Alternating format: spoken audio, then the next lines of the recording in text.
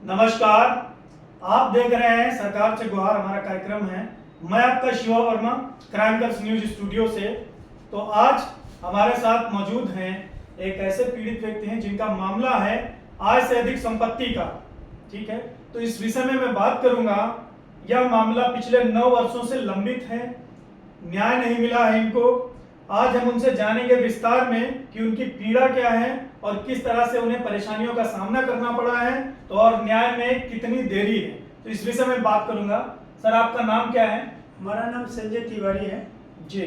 तो सर ये बताइए, सबसे पहले ये बताइए हमको कि यह जो मामला है यह किस प्रकार से आपसे जुड़ा है और किस कारण से क्या हुआ है, ये थोड़ा सा बताएं इस पर। भ्रष्टाचार के खिलाफ मैंने आवाज उठाया है, जिसकी वजह से हमको पूरा परिवार के जान का खतरा बना। ये तो कहीं ना कहीं भ्रष्टाचार के खिलाफ आपने आवाज उठाई, ठीक है, लेकिन आय से अधिक संपत्ति का जो दावा कर रहे हैं वो किस व्यक्ति के विषय में कर रहे हैं?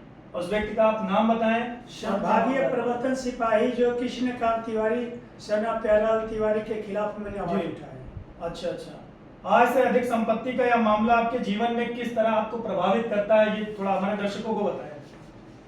हमें जो भारत जीरो टॉलरेंस के हिसाब से मैंने कंप्लेन दे डाला हूँ, जिसकी वजह से हमें पूरा परिवार जो है जान के खतरे में पड़ा हुआ है, और मैं इससे आग्रह करूंगा कि हमें न्याय मिले। अच्छा, ठीक है। पिछले 9 वर्षों से यह पूरा मामला आपका लंबित है, पड़ा हुआ है, जिसमें कोई कार्रवाई नहीं हुई, कोई सुनवाई नहीं हुई। आपको कोई जानकारी दी गई है इसके विषय में? कोई जानकारी सरकार हमें नहीं मिल रहा है। कहीं भी प्रार्थना पत्र देता हूँ, हमें कोई सूचना नहीं मिल रहा है। ठीक है। क्या आपने इस बारे में उच्च अधिकारी, अपने जिला अधिकारी जो आपके उच्च अधिकारी हैं, आला अधिकारी हैं, विभाग से संपर्क किया? उनका क्या जवाब रहा इस विषय में? ठीक है, कार्रवाई करेंगे, लेकिन आज तक कोई कार्रवाई नहीं की गई। अच्छा। इतने लंबे समय से मामला लंबित रहने में आपको किन किन आर्थिक व मानसिक परेशानियों का सामना करना पड़ा है, वो हमारी जनता को आप बताएं। सभी नागरिक से मैंने निवेदन है कि इससे हमें बहुत दुख झेलना पड़ रहा है। जैसे कि महात्मा गांधी एक आंदोलन छिड़े थे, उसी तरह मैं भी एक भारत गांव के नागरिक होकर मैंने आंदोलन छिड़े है कि हमें न्याय मिलेगा। आपको और क्या लगता है सर कि देरी से अगर चीजें हैं, कुछ देरी हो रही है, आप परेशान हैं, न्याय नहीं मिल रहा है, तो क्या इसके पीछे कोई राजनीतिक व्यक्ति या कोई प्रशासनिक दबाव है? प्रशासनिक दबाव भी है, मैं शंका में है, और जो है राजनीतिक दबाव भी है। कोई नेता से हमें पूरा संभावना है कि हमारे कागज को दबाया जा रहा है। अच्छा, आपकी उम्मीदें न्याय से क्या है, न्याय व्यवस्था से आपकी क्या उम्मीदें हैं? अभी भी हमें न्याय मिलने की प्रबल संभावना है। मैं इसके लिए प्रयास कर रहा हूं कि हमें न्याय मिले और हमारे परिवार जो सुरक्षित रहे। आपको कभी लगा कि आपकी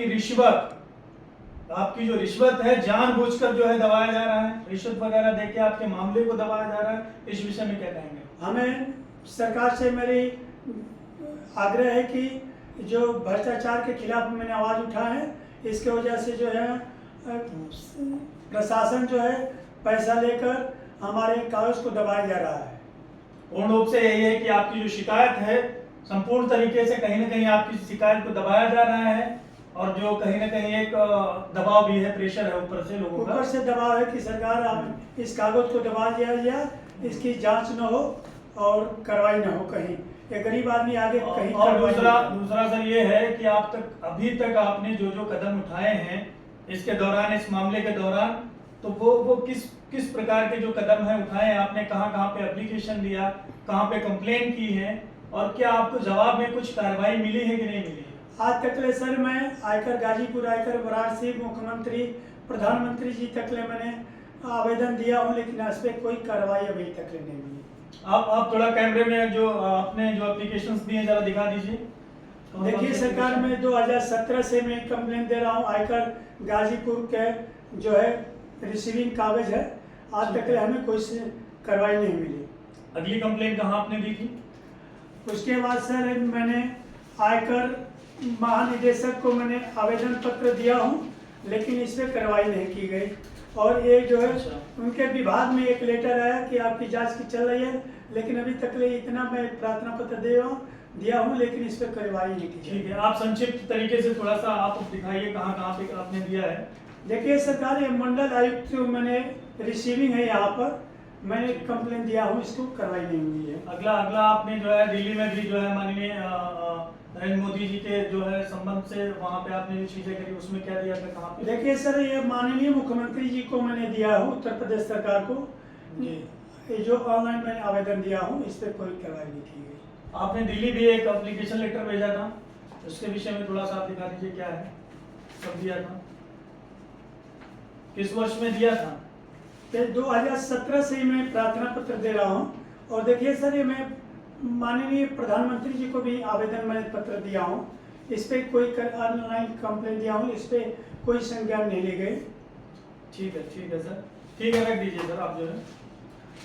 और दूसरा एक चीज ये बताइए, आपको क्या लगता है, आप मतलब जो है आपका परिवार समाज समर्थन आपको कर रहा है कि आप अकेले ही इस लड़ाई को लड़े जा रहे हैं, किसी का सहयोग है, साथ है, क्या है इस विषय में? जैसे कि महात्मा गांधी जी जो लेकर आंदोलन छिड़े थे, उसी तरह मैं भी आंदोलन छिड़ा हूँ अकेले लेकर। लेकिन हमें प्रयास है कि हमारे साथ बहुत से लोग जुड़ेंगे और इसको न्याय में हमें मिलेगा, कहीं ना कहीं न्याय मिलेगा सरकार को। अच्छा, आपको सर क्या लगता है कि जैसे किसी के पास आय से अधिक संपत्ति है तो त्वरित उसमें कार्रवाई जरूरी है? सरकार तुरंत तत्काल कार्रवाई नहीं होगी तो प्रशासन और शासन हमको, हमारे पूरा परिवार उनसे और उनके परिवार से हमको जान का खतरा बना हुआ है। ठीक है, आपने क्या आरटीआई के माध्यम से उनका जो भी है संपत्ति जितनी भी है, आय से अधिक संपत्ति है, उसकी सूचना निकालने की कोशिश की है? मैं सूचना आरटीआई की तरफ से मांग रहा हूं, लेकिन आज तक हमें आवेदन कोई सूचना उपलब्ध नहीं कराई जा रही है, क्योंकि ऊपर से दबाव है। अगर आने वाले समय में अगर कोई कार्रवाई नहीं होती है तो आपका अगला कदम क्या होगा? मैं लखनऊ में आकर विधानसभा में आत्मदाह करूंगा पूरा परिवार के साथ, हमें नहीं तो न्याय मिले। अच्छा, ठीक है। दूसरा ये है कि आप अन्य पीड़ितों को क्या संदेश देना चाहेंगे कि ऐसे मामले में जो न्याय नहीं मिल रहा है, प्रतीक्षा कर रहे हैं लगातार? सभी नागरिकों से मेरी आवेदन है कि इस पे हमारे साथ जुड़े और इसका जो है भ्रष्टाचार के खिलाफ आवाज उठाएं। अंत में क्या आप सरकार और जांच एजेंसियों को कोई विशेष अपील करना चाहेंगे सर? मैं अपील करना चाहता हूं, अभी भी अपील कर रहा हूं सरकार की, हमें हमारे पूरा परिवार सुरक्षित हो और उनके भ्रष्टाचारी की जांच हो। अच्छा, बहुत अच्छा, आपने पूरा कंप्लीट तरीके से अपनी चीजें आपने बताई हैं। हमारे साथ जुड़ने के लिए धन्यवाद है आपका।